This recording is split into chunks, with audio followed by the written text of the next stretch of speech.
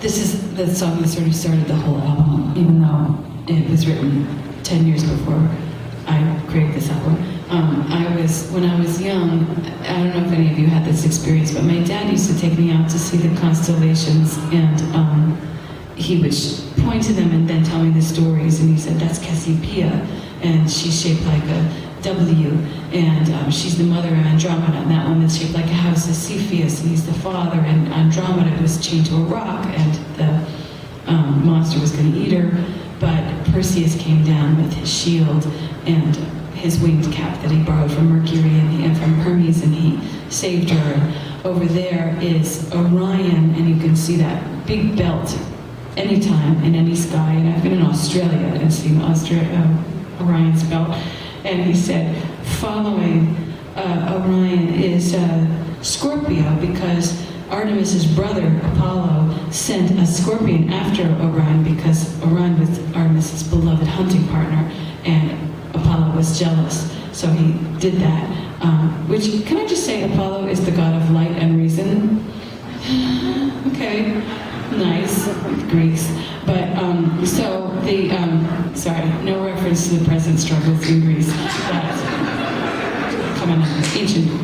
But no, I mean, actually, or Apollo. But, so I got a sense of sort of the stories and the intrigue behind this. And every time I look in the sky, I think of that, and I think of the stories. I think of my dad, my stories, and the smell of snow, because I was very short, so of course, I had that snow smell, and then also binocular smell, which is just the most wonderful smell. Apparently it's leather case smell, but I've also experienced it with nylon cases. It's just the smell of people who love bird watching and stars and things like that. It's this smell of civilization.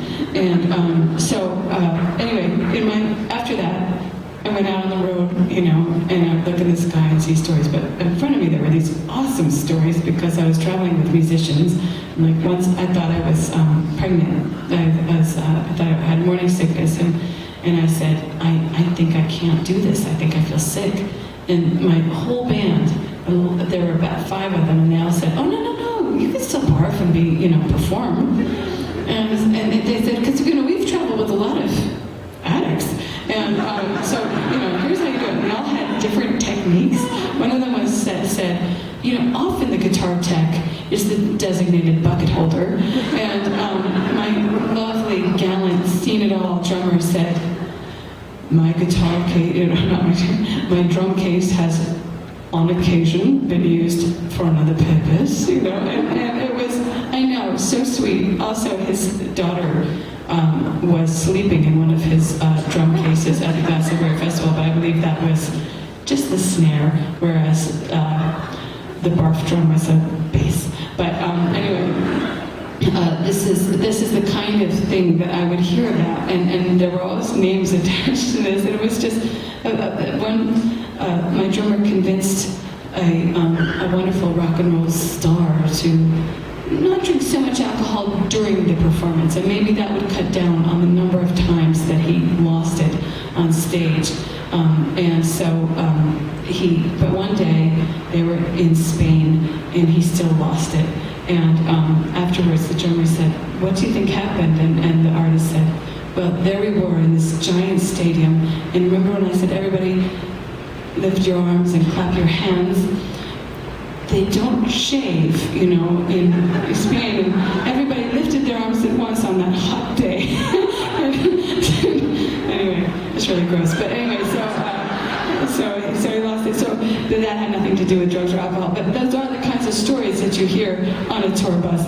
A lot of different kinds of pharmaceutical adventures. And yet at the end of the day, all the people I traveled with were so compassionate, to the musicians they traveled with, people going through what they were going through, hoping that they would just land on their feet, perhaps, alive. And I love that about them. A lot of rock and rollers retired to take care of their mom and dad, and they talked about their children. With that kind of rock and roll is the heartbeat. They always wish that they could be with those kids. And I thought, rock and rollers are such moral people.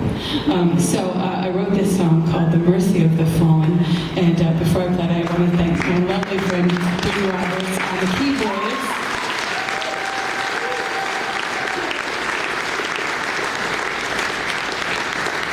And I also want to say big thanks to the milk carton kids. It's such a great thing.